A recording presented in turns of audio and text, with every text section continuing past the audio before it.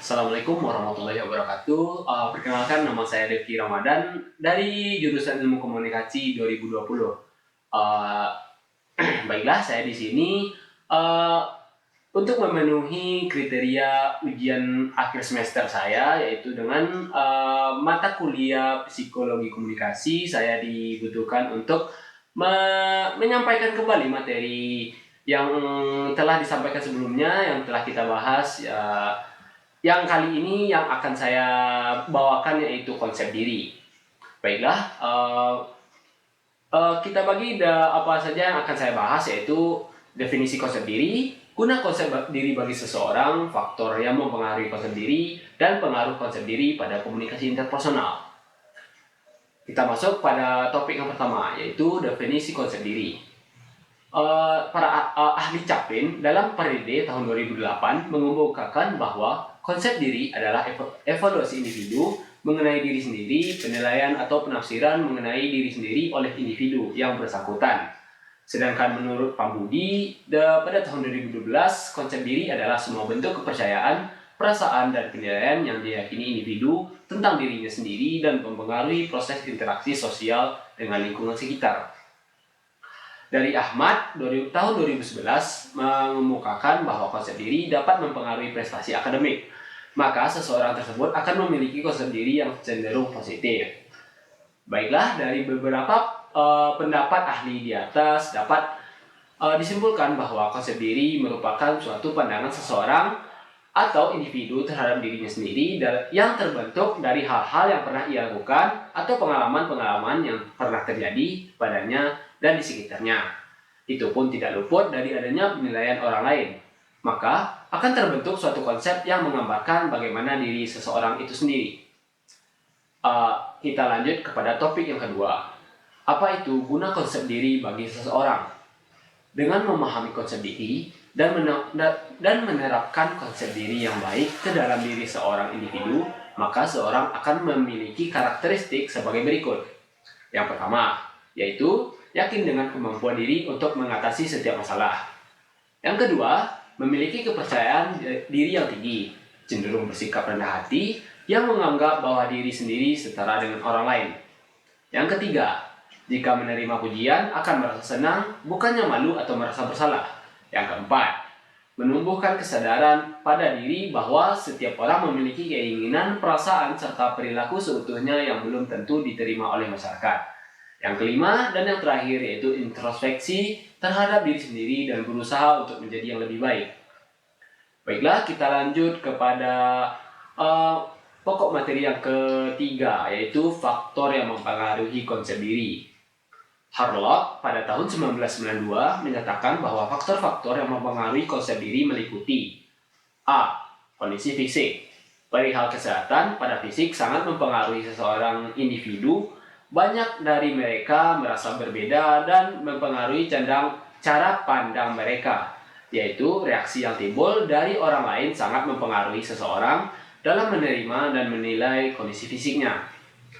B. Yaitu bentuk tubuh. Individu yang memiliki postur tubuh yang tidak ideal membuat konsep diri yang rendah pada dirinya. Citra terhadap postur yang ideal mempengaruhi konsep diri.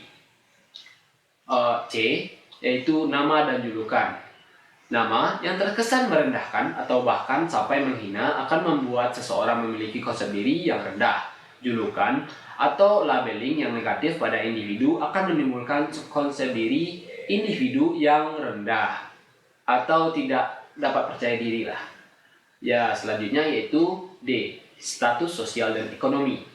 Individu yang merasa mempunyai status sosial yang lebih baik dan tinggi biasanya memiliki citra atau pandangan yang lebih baik terhadap dirinya. Namun sebaliknya, jika seseorang memiliki status dan ekonomi yang buruk, maka mereka akan memiliki pandangan yang negatif dan rendah terhadap dirinya. Selanjutnya yaitu dukungan sosial. Dorongan atau motivasi dari luar juga akan membantu untuk membentuk konsep diri seseorang. Baik itu dari teman, dari keluarga, dari pacar, dan sebagainya. Selanjutnya, keberhasilan dan kegagalan. Kegagalan akan menciptakan perasaan kurang pantas dan mampu yang menyebabkan penilaian yang buruk terhadap dirinya sendiri. Sebaliknya, keberhasilan akan membentuk perasaan yang bahagia dan membentuk penilaian yang baik. Yang selanjutnya atau poin G, yaitu jenis kelamin. Pandangan bahwa peran yang dilakukan wanita lebih rendah dari pria. Hal ini tentunya dapat menyebabkan berkurangnya penilaian wanita terhadap dirinya. Namun, dalam lingkungan masyarakat sekarang ini sudah terbentuk konsep bahwa pria dan wanita memiliki hak serta perlakuan yang sama dalam hampir semua bidang. Perlakuan yang sama akan sangat berpengaruh terhadap konsep individu tanpa memandang jenis kelamin. Jadi kesetaraan gender, anak. Selanjutnya poin H atau intelijensi, yaitu individu yang memiliki intelijensi yang kurang akan merasa mendapat perlakuan yang berbeda, bahkan penolakan dari orang sekitarnya. Penolakan tersebut akan menyebabkan individu memiliki penilaian negatif terhadap dirinya. Hal ini disebabkan karena individu merasa ada yang kurang dan berbeda dengan kondisi dirinya dibandingkan dengan orang lain yang berintelijensi lebih baik. Kita lanjut dan pindah ke topik yang terakhir, yaitu pengaruh konsep diri pada komunikasi interpersonal. Konsep diri sangatlah berpengaruh dalam komunikasi interpersonal. Suranto mengatakan bahwa konsep diri merupakan salah satu faktornya, karena konsep diri merupakan persepsi, penilaian, dan keyakinan terhadap dirinya. Hal tersebut merupakan hasil dari pengalaman eksplorasi dari individu itu sendiri terhadap lingkungan fisik, juga dari refleksi dirinya sendiri, bukan merupakan faktor bawaan, bahkan melainkan perkembangan dari diri, lingkungan, dan pengalaman yang seiring waktu ditanamkan dari diri individu sejak dini hingga dewasa. Ada dimensi-dimensi dalam konsep diri. Yang dimaksud dimensi ini adalah konsep diri memiliki dimensi internal dan eksternal, merupakan penilaian yang dilakukan oleh individu itu sendiri terhadap dirinya sendiri berdasarkan apa yang dialaminya, termasuk dalamnya yaitu identitas, diri penerimaan, dan diri pelaku. Sedangkan dimensi eksternal dibagi lagi menjadi 5 bentuk, yaitu dari fisik, ya, tentang bagaimana persepsi orang terhadap dirinya; dari etik, moral, tentang bagaimana persepsi dari sudut pandang etika dan moral dirinya; diri pribadi, persepsi orang terhadap keadaan pribadi dirinya; diri keluarga, persepsi orang terhadap interaksinya dengan keluarga atau kerabatnya; dan yang terakhir, diri sosial, yakni mengenai interaksinya dengan orang-orang yang ada di sekitarnya. Kita dapat melihat bahwa segala faktor internal dan eksternal dapat mempengaruhi cara berkomunikasi seorang, tepatnya komunikasi interpersonal. Selanjutnya ada konsep diri positif dan negatif.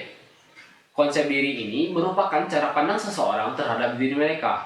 Jika pandangannya positif, maka semua orang dapat berpendapat positif. Dan juga sebaliknya, konsep diri positif bukan berarti membanggakan diri, namun berupa cara menerima diri apa adanya, baik kelebihan maupun kekurangan, sehingga dapat menerima diri sendiri serta orang lain. Kita dapat melihat bahwa konsep diri positif dan negatif mempengaruhi konsep diri yang ada, yang tentunya berpengaruh pada komunikasi interpersonal. Jadi, konsep diri ini adalah suatu bentuk implementasi diri seseorang dari sifat yang ia punya, di mana ketika seseorang memiliki konsep diri, ia akan berperilaku, bertingkah, dan bersikap sesuai dengan konsep diri yang ia miliki, di mana nantinya manfaat yang didapatkan dari adanya konsep diri ini, kita lebih bisa mengenal diri kita sendiri, dan orang lain pun akan mudah membuat persepsi terhadap diri kita. Selain dari faktor pendidikan, ekonomi, dan sebagainya, ada banyak sekali faktor yang dapat mempengaruhi terbentuknya suatu konsep diri. Misalnya, dengan kesukaan seseorang, bagaimana pergaulannya, dan bagaimana pola asuh dalam keluarganya. Atau mungkin juga dari bentuk tubuhnya, dan lain sebagainya. Persepsi orang lain juga dapat membuat seseorang atau individu berpikir mengenai konsep dirinya. Baiklah teman-teman, sepertinya hanya segitu yang dapat saya sampaikan. Saya Devki Ramadan dari Ilmu Komunikasi 2020, izin undur diri dan selamat malam. Assalamualaikum warahmatullahi wabarakatuh.